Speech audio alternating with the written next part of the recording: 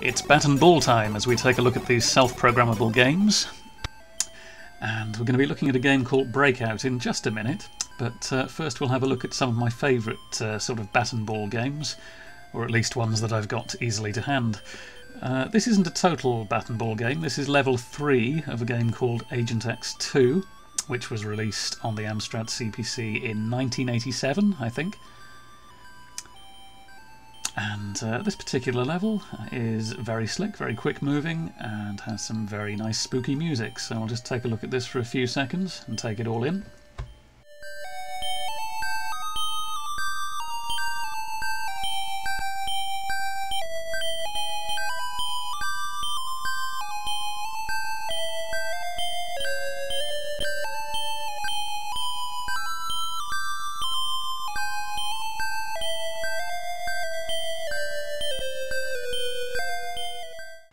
So that's very good. Move along a few years though and shuffle along to another system. This is the Commodore Amiga, and this is a game called Amiganoid, and this was on the December 1993 Amiga format cover disc. And so you can see how this has evolved slightly. We've actually got two axes here. We've got bats on both the X and Y axis, which provides another dimension to this sort of game, quite literally. And it's very clever really, because it uses more directions on the mouse, mainly left and right to operate this platform at the bottom of the screen, and move the mouse up and down to control that platform going up and down the right of the screen. And the final one we'll just take a quick look at, the one I've got easily to hand, is Megaball. Also on the Commodore Amiga. This is by Ed and Alan Mackey, and this was back in the sort of early 90s as well. And this was absolutely fantastic. Tons of levels and tons of boards to play as well. And what made this game so great for me was the fact that there were so many different types of power-ups you could collect. Also, not all the bricks were uniform either. Some of these bricks would do different things. Some might explode, or some might require multiple hits, or all sorts of things. It's also got absolutely cracking music. It's really good.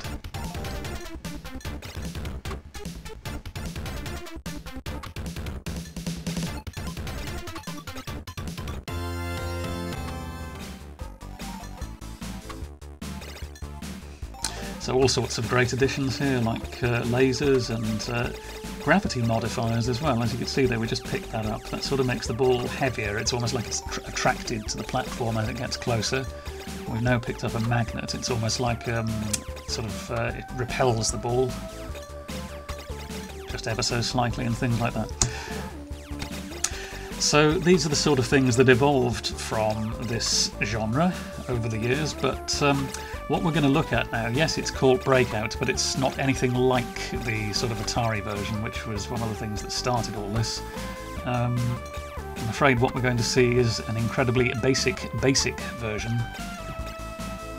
Okay, let's move on and have a look at Breakout.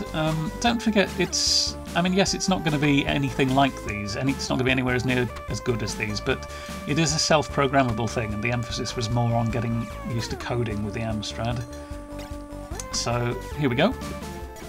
So it's Breakout behind door number 3. I'll have to remember not to spoil the surprise in the future.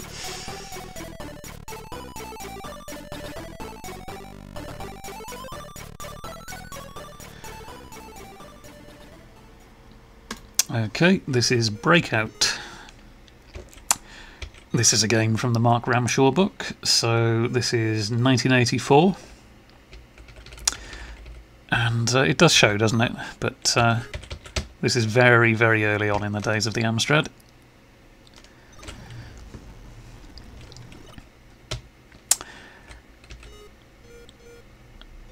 And yeah, all you've got to do is use your bat at the bottom of the screen to knock the ball around the screen and destroy all the bricks.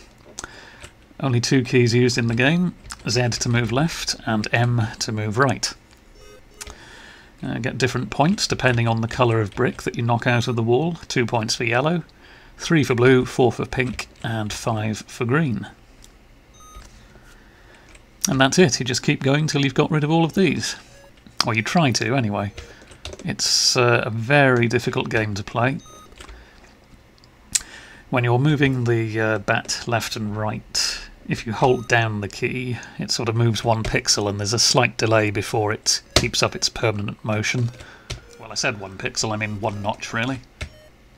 So it can be quite slow to move across the bottom of the screen sometimes, and a bit tricky to catch the ball in time.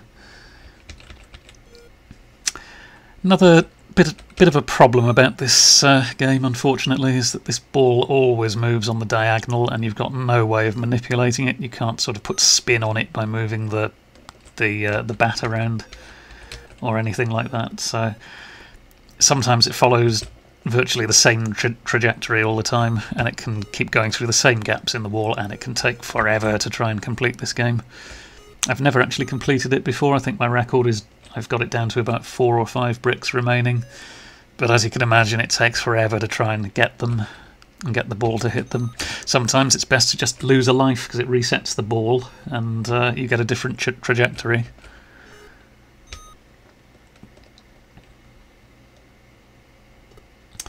But yeah, these games can sometimes go on for about 30 or 40 minutes plus sometimes. So if this game takes that long, I think I'll have to edit it down a bit because I don't want it to go on that long. You'll be utterly bored out of your skulls watching this for 40 minutes.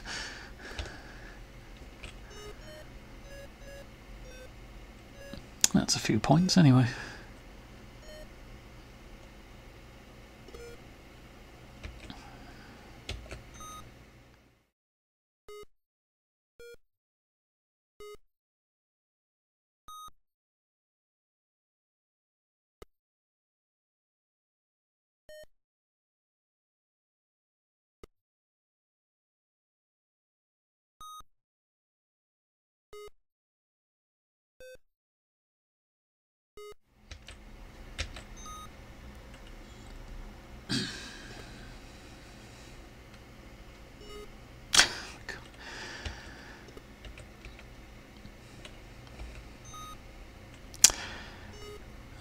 And that's Breakout from the Amstrad Games Book in 1984. We'll just play on a bit and see what happens. Yeah, we'll just give this a few minutes more and then we'll probably skip forward a bit. And I think I'm going to stick a clock on the on screen as well, so we can just keep an eye on how long we've actually been playing this, and you can see how long it takes to actually try and finish the level. Because this game is all about patience. My God, do you need patience? So let's carry on and see what happens.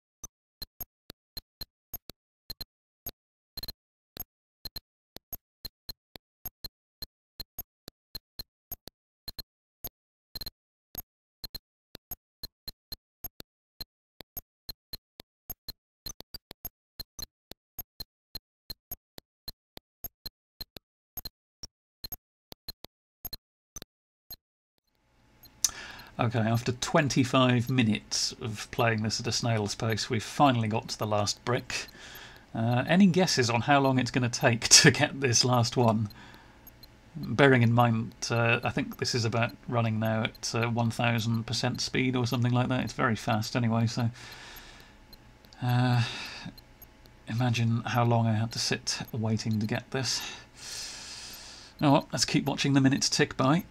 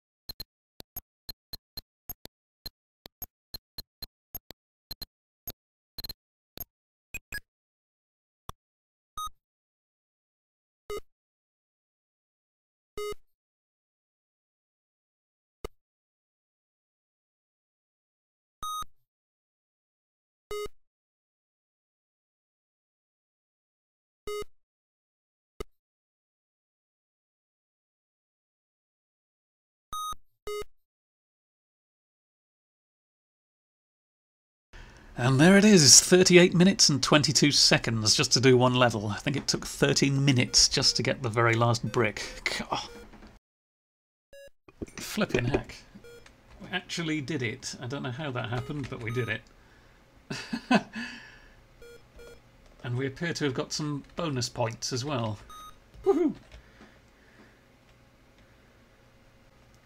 So that's something I've not seen before. Once you've completed the level, you go on to a fresh level. It looks like with a 500-point bonus, at a quick guess. Right, well,